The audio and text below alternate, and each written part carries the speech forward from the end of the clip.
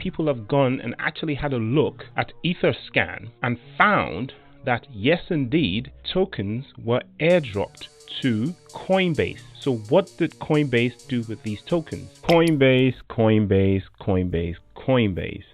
Weeks later, and people are still hoping against all odds that Coinbase might list Gala version 2, even if only temporarily, so that those people that couldn't get their coins out on time to get the snapshot can at least get the money that was sent to Coinbase and then move their tokens out of Coinbase or whatever.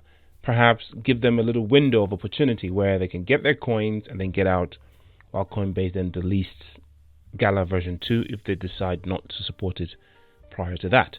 Or somehow send back the tokens to Gala Games with the ID of the people who had their coins on Coinbase in Gala version 1 format, wrapped ERC20 token, so that they can get their money back. I had a conversation with someone who said that they lost $50,000 on this. And that's a lot of money, man. And $50,000 shouldn't just disappear like this. I understand that part of using cryptocurrencies is taking responsibility for your own actions. And I know that it is your own responsibility to keep on top of all of these changes and announcements. But in my personal opinion, I don't think that Coinbase did enough to alert people that had coins on their system. Even though a lot of people, including myself, made videos warning people to move their coins, because I saw the announcement when I logged into Coinbase. But the thing is, I log into Coinbase every single day. But there are people who use Coinbase who do not log into Coinbase every single day. In fact, there are people who treat Coinbase, the centralized exchange, like their cold wallet. They do a kind of set it and forget it proposition, which is absolutely problematic, of course, and in the long run is their own fault. But Coinbase should be responsible enough not to take advantage of this kind of tendency for people to do this. Now, in the past, they've done it. It's not the first time that they've done it, where they've just delisted a token. Some of the times it's been possible for holders of the token to still transfer the token to another, cold wallet or something like that for self-custody. However, in this particular case, the token itself was discontinued by Gala Games, which means there's nowhere to go. And these people are really stuck. I, for one, was burnt during the Luna crash. I had some of my Luna sitting as wrapped Luna on Coinbase.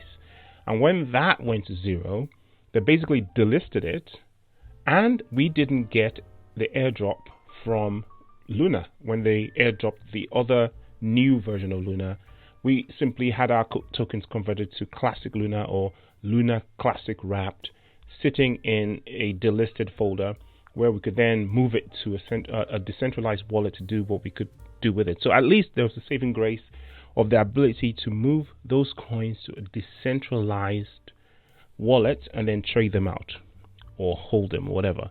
But in this case, Gala version 1 is literally dead, and the only person that holds that information that can identify those people who were holding the tokens on Coinbase is Coinbase.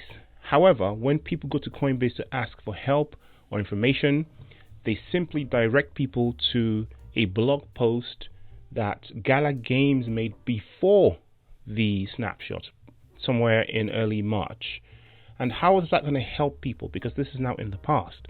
And of course, Coinbase is being totally unhelpful. But the problem I actually have with this whole thing, and I mentioned this actually in a prior video, at that point it was speculation, but since then people have gone and actually had a look at Etherscan and found that yes indeed, tokens were airdropped to Coinbase. So what did Coinbase do with these tokens? Are they just holding the tokens now belonging to Coinbase? So this person that had $50,000 sitting in Gala version 1 had the Gala version 1 discontinued. In that wallet that it was sitting counts as Coinbase's wallet. So it basically sat there as contributing to Coinbase's own pot of money. So Gala Games would have airdropped version 2 to Coinbase, who would now hold the version 2 tokens that have the value that the $50,000 would still be sitting in. So basically what's happened is there's been a change of wallets, effectively, where this wallet is now being thrown into the bin